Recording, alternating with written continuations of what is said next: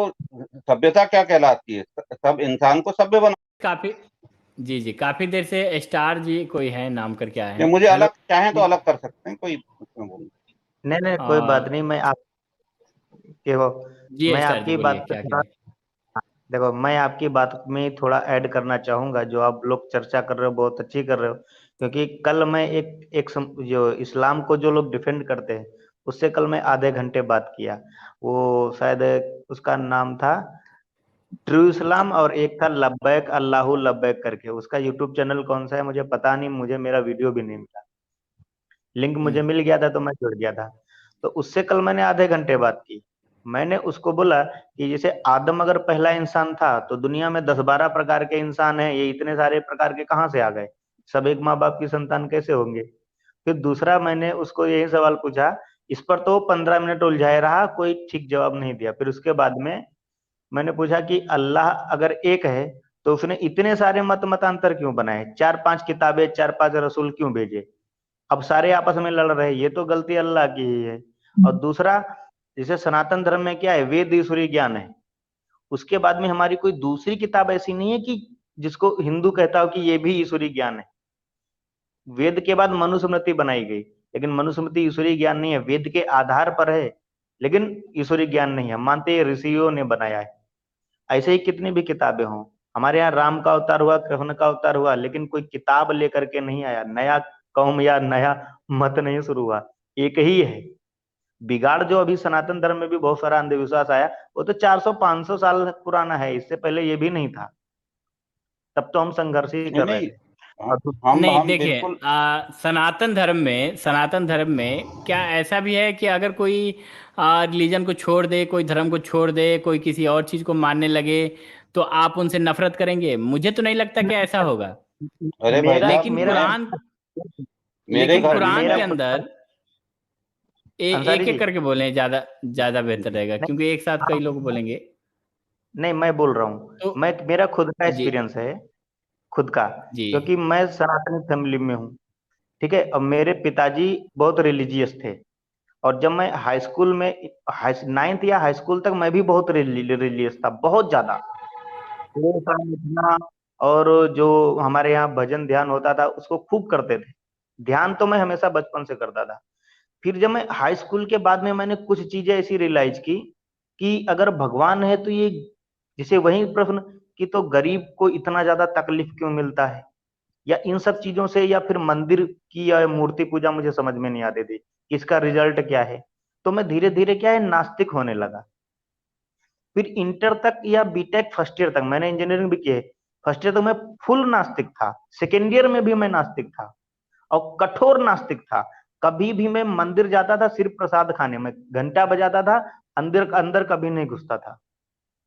इतना कठोर नास्तिक था। मेरे पिताजी से कभी मेरी बात होती थी तो वो हम पर नाराज होने लगते थे कि तुम मानते क्यों नहीं हो।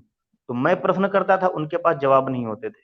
लेकिन मेरे पिताजी ने ऐसा नहीं कहा कि तुम नहीं मानते हो, तुम ईश्वर को नहीं मानते हो तो कभी नफरत करें, या हमें पैसे ना दें, या पढ़ाएं ना, या लाड़ प्यार कम करें। ऐसा कभी नहीं हुआ, हम नहीं जी जी मानते थे। जी। उसके लेकिन बाद में कुरान के अंदर इस जी, आप कंप्लीट कर लें, थोड़ी शॉर्ट में नहीं कंप्लीट कर लें। जी जी जी। लेकिन क्या है, मैं अपना एक्सपीरियंस खुद का बता रहा हूँ, इसीलिए थोड़ा ज्यादा टाइम नहीं लूंगा। मुझे भी पता है टाइम का थोड़ा वो रहता है। कुरान के अंदर जो जी जी कुरान कहती है वो तो सबको पता है कि उनके यहाँ तो मुर्तद होना, बाप बेटे को भी मार देगा और बेटा बाप को भी मार देगा। लेकिन हमारा क्या एक्सपीरियंस था, मैं योगा सीखने जाता था एक जगह। तो योगा सीखते थे वहां पे, योगा हम सीखते थे क्योंकि मेरा ये इंटरेस्ट था। तो वहां संस्कृत पढ़ाने वाले का आचार्य भी आते थे, थोड़ी देर संस्कृत संस्कृत का अभ्यास कराते थे। उन्होंने एक दिन पूछा कि ईश्वर को यहाँ कौन कौन नहीं मानता, ऐसे पूछ लिया। तो वो सबने तो हाथ उठाया, मानने वाले थे अधिकांश, बाकी किसी ने हाथ नहीं उठाया। मैंने उठाया कि मैं नहीं मानता। वो बंदा मुझे 15 मिनट समझाता रहा, मैं 15 मिनट इनकार करता रहा। उलझ गया, क्योंकि तब मैं बीटेक सेकेंड ईयर में था, इतना पढ़ा लिखा था, खूब तर्क किए, वो मुझे कतई कन्विंस नहीं कर पाया। फिर बाद में जानते वो आचार्य ने क्या कहा कि बेटा ईश्वर तो है, लेकिन मैं इतना काबिल नहीं हूं कि मैं आपको समझा सकूं। ये बंदा, मुझे लगा कि चलो कम से कम ये लोग प्यार से बात तो करते हैं, हम नहीं मानते हैं।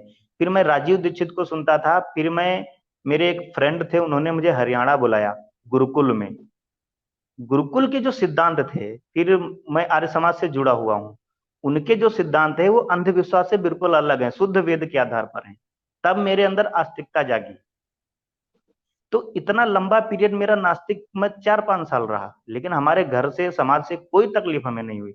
आज मैं आस्तिक हूं तब उन्हें तकलीफ है कि ये लड़का इतना ज्यादा आस्तिक हो गया। मेरा भाई एक दिन बोला था, अनुराग तुम क्या थे और क्या हो गए हो। तो ये क्या है, खुद जी का जी एक्सपीरियंस होता है जब खुद को लॉजिक के अनुसार समझो। जी जी। लेकिन देखें, कुरान जो है, कुरान ये कहता है सूरे तौबा की आयत नंबर 23, या अय्युहल्लज़ीना आमनू ला तत्तखिजू अबाकुम व इख्वानुकुम औलिया इन्निस तुहिब्बुल कुफ्रा अल ईमान व मय यतवल्लहुम मिनकुम फौलाइका हुमुज़ ज़ालिमून। ए ईमान वालों, यानी ईमान वालों को टैग करके कह रहा है। ईमान पता है आपको किसको कहते हैं? वो जो जी जी अल्लाह और उसके रसूल पे ईमान लाए। ऐ हाँ ईमान वालों, अपने बाप और अपने भाई या अपनी बहन, कोई भी हो, चाहे आपके रिश्तेदार हो, अगर वो ईमान के बदले कुफ्र को तरजीह रख रहे हैं तो उनसे मोहब्बत न रखें, उनसे प्यार न रखें।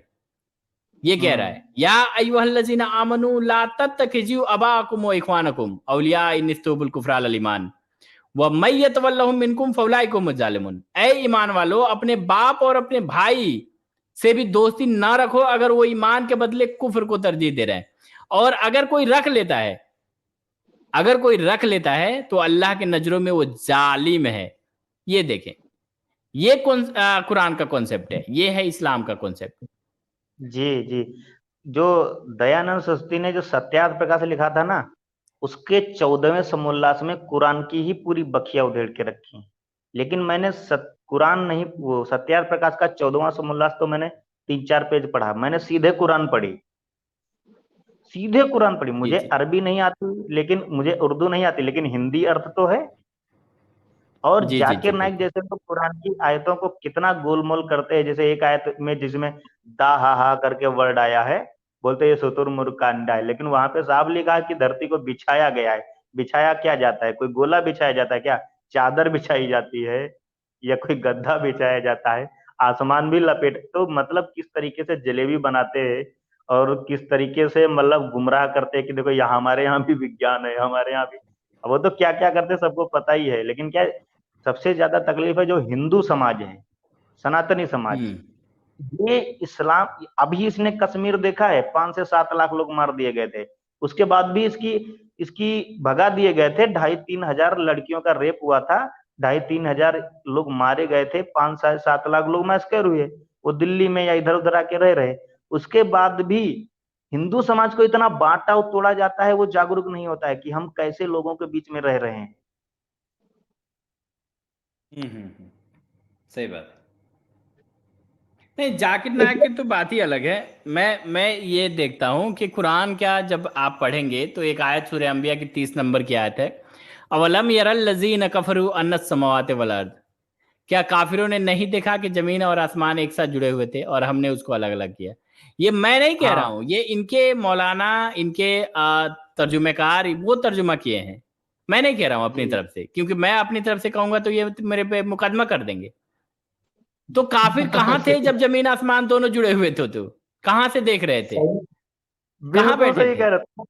तब मोमिन नहीं था इस धरती पर, लेकिन काफिर देख रहे थे।